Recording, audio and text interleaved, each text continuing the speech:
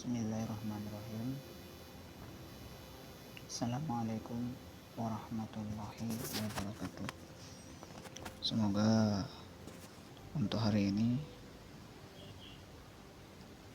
kalian semua diberikan kesehatan oleh Allah Subhanahu wa Ta'ala.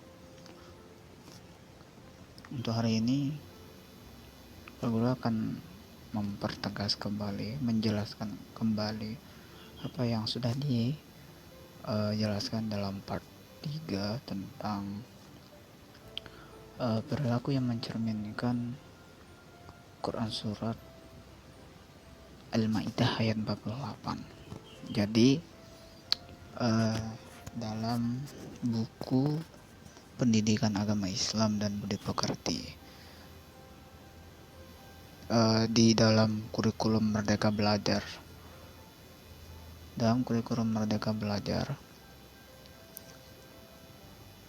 materi-materinya sudah tidak lagi membahas tentang Asmaul Husna, akan tetapi dalam kurikulum Merdeka Belajar saat ini sudah mulai masuk ke dalam penjelasan tentang materi-materi yang berkaitan dengan kajian dari Quran Surah Al-Maidah ayat 48 dan hadis tentang perintah untuk berkompetisi dalam kebaikan, lalu kemudian tentang kajian tentang bagaimana manfaat dari membiasakan diri berkompetisi dalam kebaikan, hadis-hadis tentang berkompetisi dalam kebaikan, dan juga tentang bagaimana urgensi dari Quran Surah At-Taubah ayat 105 tentang etos kerja, manfaat membiasakan diri melakukan etos kerja itu, dan lain sebagainya. Saat ini saya akan menjelaskan kepada semuanya tentang penerapan perilaku kompetisi dalam kebaikan.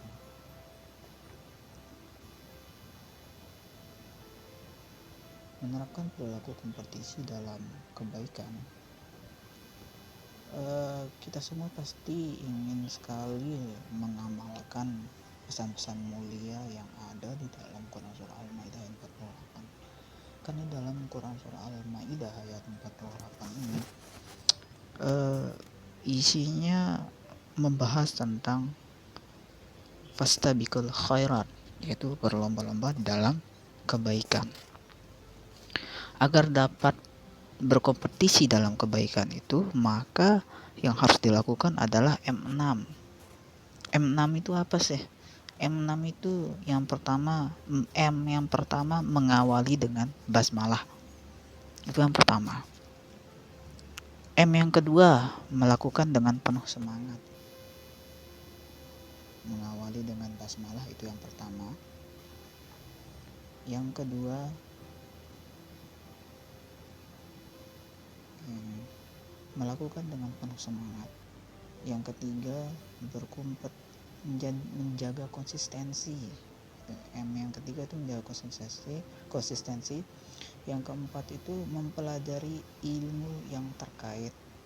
Yang kelima itu membiasakan bekerja sama. Yang M6 itu mengamati, meniru, dan memodifikasi. Oke, kita bahas satu-satu. Jadi untuk memahami M6 ini, kita harus memperhatikan dulu penjelasan dari bagaimana sih mengawali suatu amal kebaikan dengan membaca basmalah. Basmalah itu artinya adalah Bismillahirrahmanirrahim.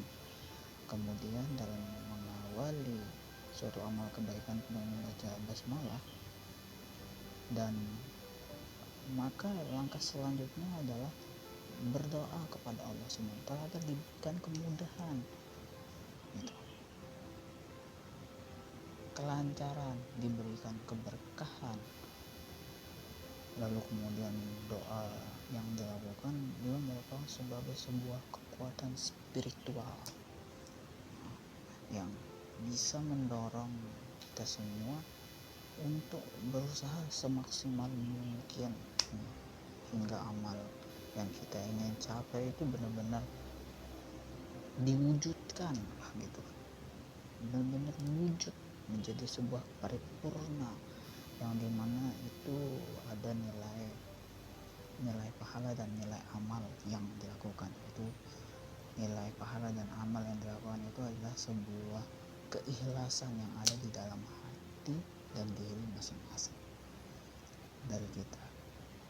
Kita manusia diberikan keimanan oleh Allah Subhanahu wa taala agar kita itu bisa menjadi seorang hamba yang selalu berbakti kepadanya, lalu kita juga bisa selalu berusaha dengan semaksimal mungkin untuk melakukan apa yang diperintahkan oleh Allah itu dengan jalan keikhlasan. Karena segala sesuatu yang dikerjakan tanpa dengan sebuah keikhlasan, maka nilainya hanya akan sia-sia. Itu. Yang kedua, melakukan semua amal kebaikan dengan optimis dan semangat. Melakukan semua amal kebaikan dengan optimis dan semangat, ya betul, kita harus memiliki sikap optimis dan semangat untuk membuat seseorang itu menjadi yakin dan mampu dalam mengerjakan amal kebaikan dengan tuntas. Itu dia harus optimis dan semangat. Kenapa bisa harus optimis dan semangat? Karena kalau dia tidak melakukannya dengan sikap optimis dan semangat, maka itu tidak akan tumbuh ada rasa senang dan bahagia di dalam hatinya, karena dia berhasil menyelesaikan sebuah nilai kebaikan yang dilakukannya sesuai dengan perintah dalam Quran surah Al-Maidah ayat 48 itu. Makanya oleh Allah Subhanahu wa taala kita harus menanamkan di dalam diri kita, setelah kita membaca, mendengarkan perintah dari Allah Subhanahu wa taala, maka kita harus optimis dong. Kita harus semangat dong untuk bisa mengerjakan, untuk menuntaskan semua perintah-perintah dari Allah itu. Selanjutnya, menjaga konsisten. Nah, yang tadi kita harus optimis dan semangat. Kalau kita hanya punya sikap optimis dan semangat saja, tapi kita tidak konsisten, tidak istiqomah kita melakukannya, maka suatu amal kebaikan yang sudah kita lakukan itu, kualitas dari amal kebaikan itu tidak akan meningkat, tidak akan ada apa-apa yang kita dapatkan. Justru yang ada adalah sesuatu nilai yang tidak ada artinya, tidak ada suatu kebaikan di dalamnya, yang amal kebaikan yang bisa didapatkan dari apa yang dikerjakan itu. Oleh karena itu, maka dalam setiap hari kita melakukan suatu pengalaman baru, maka untuk perbaikan dan kualitas amal itu pada hari berikutnya dan masa mendatang itu ya harus dilakukan dengan istiqomah, konsisten dilakukan. Kalau nggak dilakukan dengan istiqomah dan konsisten, maka hasil akhirnya hanya akan membuat kekecewaan. Karena apapun yang dikerjakan, kalau tidak dilakukan dengan secara konsisten, maka hasilnya pun akan selalu tidak bagus hasilnya. Misalnya ketika kita belajar, kalau nggak dilakukan dengan semangat dan dengan penuh optimis, maka yang ada adalah rasa malas. Kalau sudah ada rasa malas, maka yang terjadi adalah bukan sebuah pengalaman baru yang didapatkan dari belajar itu, tapi yang ada adalah sebuah ketidakbaikan dari diri orang yang belajar itu. Karena orang yang belajar, kalau dia tidak konsisten, maka hasil akhirnya dari belajarnya itu tidak akan pernah membuahkan hasil apapun. Itu. Lanjut, untuk mempelajari ilmu yang terkait dengan peningkatan kualitas amal kebaikan ini, kita harus punya yang namanya sebuah ilmu dan amal itu harus menjadi satu kesatuan gitu. Maksudnya begini, Ketika kita ingin meningkatkan kualitas amal kebaikan kita, maka kita butuh suatu ilmu, dan ilmu itu ada dalam suatu pengamalan. Pengamalan itu itulah yang dinamakan konsisten, itu istiqomah. Itu kalau tidak dilakukan dengan amal, diamalkan ilmu itu, maka hasil akhirnya tidak ada kesatuan pun yang didapatkan. Justru ilmu yang dipelajari itu tidak akan membuahkan hasil apapun. Seperti itu. Ilmu tanpa amal ibarat pohon tak berbuah, katanya. Nah, ilmu tanpa pohon yang tak berbuah itu kan gak ada asiknya kan. Kita tanam pohon, tapi pohon yang kita tanam itu gak ada hasilnya apa-apa. Justru yang ada adalah pohon itu hanya sebagai pajangan aja, menjadi penghias saja di rumah, tapi tidak ada hasil yang didapatkan. Justru yang ada adalah pohon itu hanya akan menjadi ketidaktenangan bagi kita, karena meskipun betul pohon itu bagus untuk udara, tapi kalau dia tidak ada manfaat yang dihasilkan selain daripada hanya untuk merefresh udara yang ada di sekitar kita itu, maka yang ada hanyalah akan tidak akan ada sebab akibatnya dari apa yang kita lakukan itu. Makanya dalam beramal tanpa ilmu itu akan mengakibatkan amal tersebut tertolak gitu. Menambah bekal ilmu itu bisa kita lakukan dengan belajar di lembaga-lembaga pendidikan formal maupun non formal. Lembaga-lembaga formal kayak misalnya sekolah-sekolah negeri, non formal kayak sekolah-sekolah swasta, itu banyak manfaatnya. Manapun pendidikan sistem formal maupun non formal yang dipakai maupun yang dipilih sama aja, asalkan yang dilakukan itu nanti akan ada sebuah konsisten di dalamnya, ada istiqomah dilakukan di dalamnya. Kita misalnya berzikir sekarang, tapi zikir yang kita lakukan itu tidak pernah kita istiqomahkan. Yang ada adalah zikir yang kita lakukan itu hanya akan memberikan suatu ketidaknilai manfaatan dari zikir itu. Karena zikir ini kan mengingat Allah. Ketika kita mengingat Allah, tapi ketika kita mengingat Allah itu tidak ada sebuah istiqomah di dalamnya, maka pelin-pelan jadinya dia benar-benar beriman kepada Allah kah, atau dia benar-benar syirik kepada Allah kah, itu akan terlihat pada orang yang tidak konsisten ketika dia melakukan suatu amal kebaikan.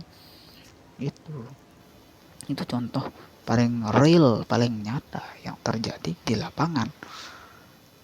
Lalu yang selanjutnya, yang kelima sekarang, membiasakan diri beramal secara bersama-sama dengan melibatkan orang banyak. Nah, di sini dalam hal ini bukan berarti kita mengabaikan amaliyah yang sifatnya pribadi. Tetap kita lakukan amaliyah kita yang sifatnya pribadi itu. Akan tetapi di sini dilarang untuk riya. Riya itu apa? Riya itu pamer. Tapi ini bukan mengabaikan amaliyah yang sifatnya pribadi, tapi keterlibatan banyak orang dalam suatu amal kebaikan itu akan membuat nilai amal tersebut semakin baik. Kayak misalnya kalian sholat berjamaah sekarang, mana lebih banyak pahalanya, sholat sendiri atau sholat berjamaah? Yang ada justru sholat berjamaah lah yang lebih banyak pahalanya daripada sholat sendiri. Nah, ibaratnya seperti itu. Karena akan semakin banyak manfaat dan kemaslahatan yang dapat dirasakan oleh masyarakat luas. Karena lebih dari itu memperkuat tali silaturahmi dan memperkuat persatuan dan kesatuan bangsa. Maksudnya adalah apapun yang dikerjakan, kalau dikerjakan sendiri itu tidak akan membuahkan hasil yang banyak untuk banyak orang. Kita misalnya sekarang melakukan suatu amal kebaikan dengan cara kita ini akan seperti kita akan memberikan tanah kita untuk dipakai membangun suatu musola misalnya di masyarakat. Ketika kita akan mengerjakan suatu amal kebaikan ini, maka kita harus melihat dulu nilai apa yang didapatkan dari orang yang melakukan suatu amal kebaikan untuk untuk memberikan tanahnya itu untuk berbagi kepada umat, ibaratnya kayak gitu. Ini kan orang yang berbagi kepada umat, ini kan ada suatu nilai kebermanfaatan yang diperoleh, ada suatu nilai kebermanfaatan yang didapatkan. Selain bisa bermanfaat untuk kemaslahatan umat, juga ada tali silaturahmi yang bisa dikokohkan di dalamnya. Tali silaturahmi ini benar-benar harus selalu dipupuk oleh orang-orang yang beriman. Karena kalau tanpa silaturahmi, maka bagaimana bisa kehidupan bermasyarakat itu akan terjalin kalau dia hanya mengerjakannya dengan sendiri. Makanya penting untuk bekerja sama, berkolaborasi dalam melakukan suatu pekerjaan. Sama halnya belajar kalau hanya dikerjakan dengan satu kepala, tapi dia tidak dikerjakan dengan banyak-banyak kepala, maka sama saja belajar itu hanya akan menghasilkan sebuah ketidakbermanfaatan untuk diri orang yang melakukan pekerjaan itu, belajar itu. Makanya kalau belajar itu, kita itu kalau berkelompok, kita belajar dan membahas suatu ilmu, maka akan banyak kepala yang akan mikir, tidak pusing jadinya kepala untuk mikir. Itulah ibaratnya ya. Lanjut, yang terakhir, mengamati, meniru, dan memodifikasi amal kebaikan yang telah dilakukan oleh orang lain. Sekarang kita mengamati orang lain mengerjakan suatu amal kebaikan, seperti misalnya dia membagi sedekah untuk anak yatim, ya, dia bersedekah untuk anak-anak yatim. Lalu ketika dia mengeluarkan sedekahnya untuk anak-anak yatim, kita menirunya, lalu kita memodifikasi apa yang dilakukan itu dengan cara-cara yang lain. Jangan kita kerjakan seperti apa yang orang kerjakan, tapi kita harus memotivasi diri kita dan memudahkan diri kita supaya kita ini dapat semangat dalam mengerjakan amal kebaikan itu. Contohnya misalnya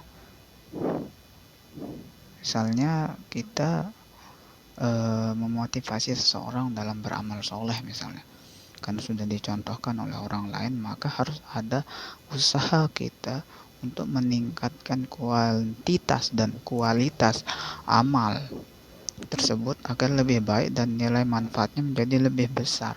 Nah, kita modifikasi itu bagaimana sih bentuk contohnya ketika kita melakukan suatu amal kebaikan, lalu amal kebaikan dan amal manfaat yang dikerjakan itu ada kuantitas dan kualitas amal tersebut bisa bermanfaat dan menjadi sesuatu yang lebih besar, menjadikan manfaat yang besar untuk kemaslahatan umat. Itu ya, dengan cara kita selalu memupuk semangat kita, lalu kita dengan istiqomah melakukannya, mengerjakannya, kita akan berpikir sendiri nanti bagaimana cara meniru dan memodifikasinya amal kebaikan dan mengamati amal perbuatan, amal kebaikan yang kita lakukan itu nanti akan terpikirkan dengan sendirinya di dalam hati kita yang akan menuntun, bukan dari pikiran saja, tapi hati nurani kita nanti yang akan memberikan suatu contoh bagi diri kita itu. Makanya dalam melakukan suatu pekerjaan tadi kan harus ikhlas ini ada nilai hati di dalamnya. Nah, ketika kita ikhlas di dalam diri kita dalam mengerjakan suatu kebaikan dan amal kebaikan apapun yang kita kerjakan, maka suatu pekerjaan atau hal apapun yang dikerjakan, hasil akhirnya pun akan lebih mantap hasilnya, lebih barokah hasilnya, dan akan dan akan lebih bermanfaat lah untuk banyak orang, bukan hanya untuk diri kita tapi juga untuk orang banyak juga bisa diperoleh dan didapatkan apa yang sudah kita modifikasi itu akan juga nanti akan dimodifikasi oleh banyak orang gitu. Tapi ingat, dalam melakukan suatu pekerjaan atau amal kebaikan kita berlomba-lomba ini tidak boleh kita itu riya, tidak boleh kita itu sombong, tidak boleh kita itu pamer, tapi kita harus benar-benar yang namanya kita berbuat kebaikan itu kita harus berbuat kebaikan dengan tulus, ikhlas, ridho, mengharap ridho dari Allah. Makanya kan setelah kita melakukan M6 itu manfaatnya pun kita akan memperoleh ridho dan pahala dari Allah Subhanahu wa Ta'ala. Kita akan memberikan pahala kita jika melakukan pekerjaan dengan ikhlas seperti yang dijelaskan tadi. Maka kesuksesan tertinggi bukanlah sukses duniawi di sini, tetapi sukses yang ada di akhirat. Sukses yang ada di akhirat itu sebenarnya ridho dari Allah Subhanahu wa Ta'ala, bukan hanya hal tentang nilai keduniawian yang ada yang kita lakukan, yang kita kerjakan, tapi ada nilai akhiratnya dulu. Karena dalam Al-Quran itu tidak banyak menjelaskan tentang nilai dunia, tapi di dalam Al-Quran itu banyak lebih menjelaskan tentang nilai akhirat di dalamnya yang diperjelas oleh Allah Subhanahu wa Ta'ala. Menjadi manusia yang bermanfaat, contohnya manusia terbaik, manusia yang mampu menebar manfaat dan kemaslahatan sebesar-besarnya kepada masyarakat. Hablum minallah dan hablum minannas, larinya di sini. Nilai sebuah kebaikan akan berlipat ganda jika mampu memberikan manfaat yang besar untuk masyarakat luas. Makanya ini yang dinamakan hablum minannas, itu mempercepat penyelesaian pekerjaan. Keinginan untuk menyelesaikan pekerjaan ini dasarnya motivasi untuk menyelesaikan pekerjaan itu. Jika menunda suatu pekerjaan, maka pekerjaan yang lain itu akan terbengkalai. Sama halnya ketika kita berlomba-lomba dalam suatu kebaikan, tak boleh ditunda, harus dilakukan, karena nanti akan lupa kita. Kalau kita mau melakukannya nanti, kalau sudah lupa, pasti akan ada rasa malas di dalamnya. Makanya di sini kita harus memotivasi diri kita untuk berkompetisi dalam kebaikan itu. Terus kemudian kita harus menjadi pribadi yang disiplin, bertanggung jawab dengan apa yang sudah kita kerjakan, yang kita lakukan. Jangan nanti ketika kita menjadi pribadi yang disiplin dan bertanggung jawab, kita tanamkan dalam diri kita tidak melakukan dengan baik, tapi kita justru karena dasar keinginan untuk menjadi yang terbaik itu harus diikuti dengan disiplin dan tanggung jawab itu harus benar-benar ikhlas karena Allah Subhanahu wa Ta'ala kita melakukannya, mengerjakannya. Jangan karena kita mau melakukannya hanya karena ingin dilihat orang, kita ingin jadi orang-orang yang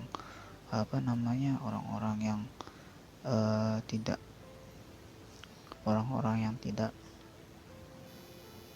bersyukur dengan apa yang telah kita lakukan, kerjakan, bentar ya kita pamer dengan apa yang kita lakukan. Oke, sekian dengan apa yang dijelaskan dari bagaimana sih bentuk nyata dari penerapan perilaku dalam kompetisi kebaikan itu untuk meraih suatu kesuksesan. Untuk lebih jelasnya bisa ditonton nanti di part 3 tentang tentang perilaku yang mencerminkan isi kandungan dari Quran Surah Al-Maidah ayat 4. Sekian dari apa yang dijelaskan, semoga ada manfaatnya. Kita tutup pertemuan kita. Assalamualaikum warahmatullahi wabarakatuh.